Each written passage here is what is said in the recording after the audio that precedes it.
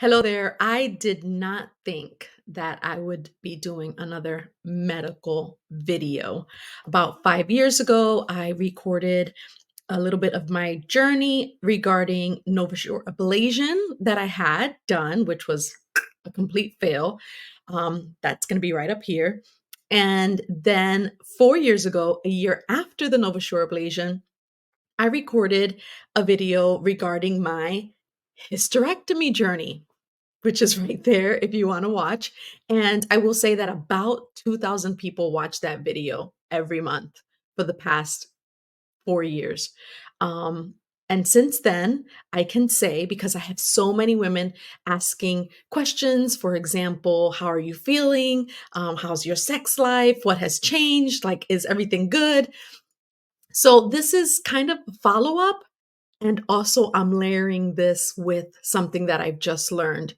Ugh, it's the perfect storm because I've had a thyroidectomy, so I do not have a thyroid. All of those things led up to the NovaSure ablation, which then leads to the hysterectomy, and I've been fine. I've had such an amazing journey since my hysterectomy.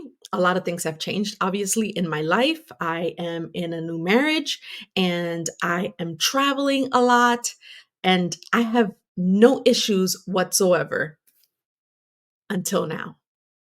I am 47 years old and my body is changing. Now, let's address a few things before we discuss the topic of this video, which is a combination of having thyroid issues and going into menopause. Oh, this is the perfect storm when they layer together. Something no one talks about, which again is the reason why I even started doing the medical videos to begin with, because no one spoke to me about NovaSure. No one spoke to me about how the recovery is. No one spoke to me about the hysterectomy and how the recovery to that was. So I'm just going to lay it out there. I am not a doctor. I'm not giving medical advice.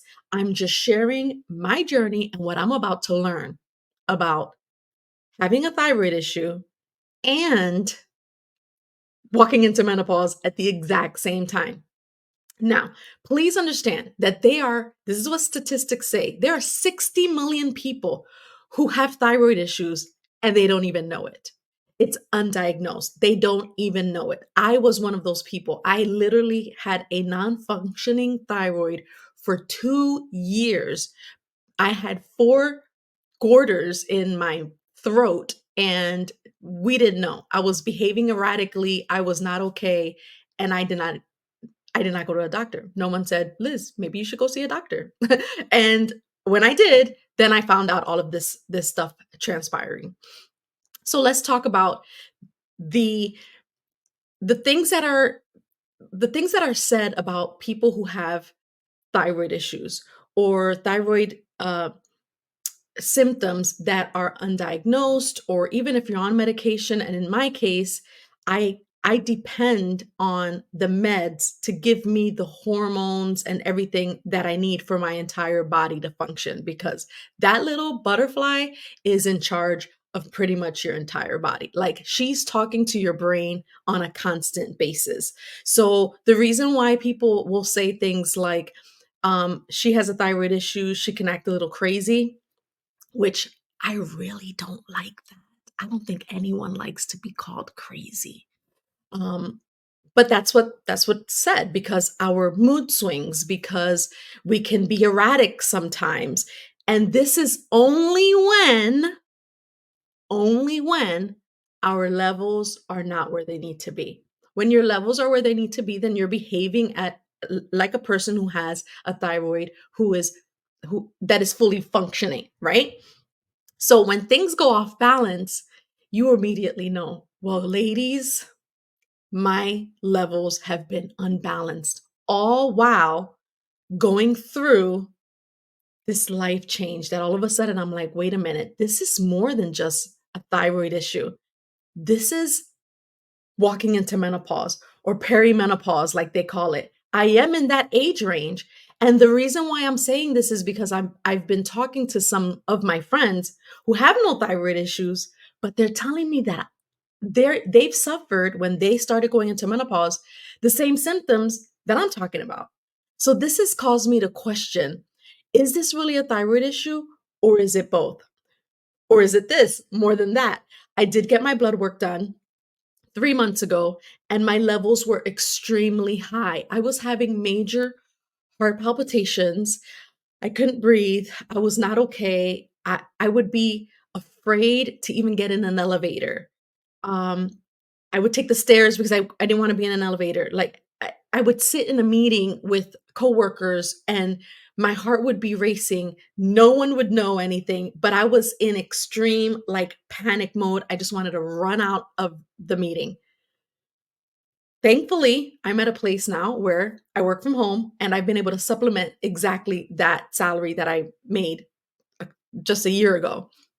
Thank goodness. So I felt like I came home and I was telling my husband, I feel like I have social anxiety. Like I love being around people. I'm a people person.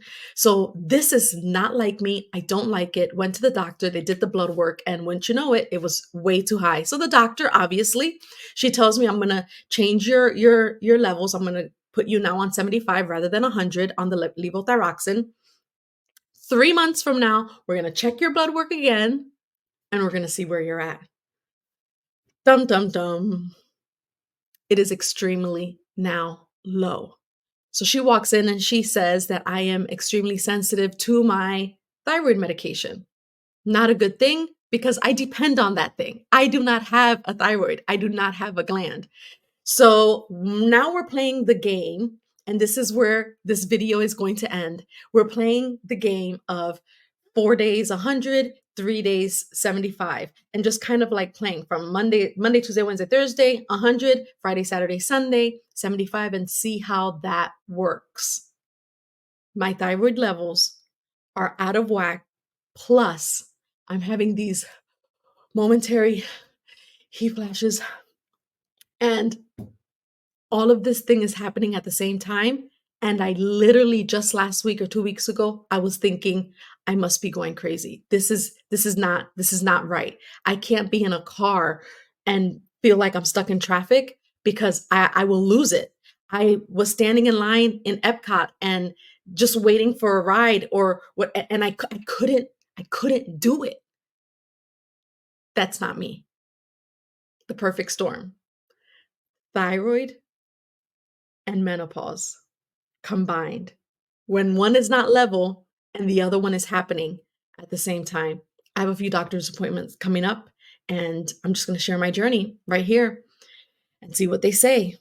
Hormone replacement, progesterone. I'm starting to hear words that I've never heard before. I don't know what they mean, and I'm going to try to figure that out. So, follow, subscribe, click the little button so you'll be notified when I post another video.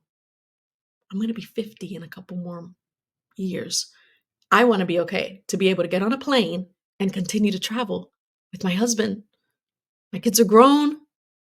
I'm an empty nester, and the past few years have been amazing. I can't have this bump, but it's happening and it's normal and it's going to happen to all of us. So now I'm asking the questions that you all commented. There's like 400 comments in that one video asking the questions. What about your moods? What about sex? What about this? So now I'm asking those things. What is that going to look like in the next couple of years? And am I going to find the right doctor that's going to give me the right medication and the right treatment? It's almost like I want an endocrinologist and a gynecologist combined. But who does both, right? Until next time, stay connected, and leave me any of your suggestions, things that you've gone through below in the comments.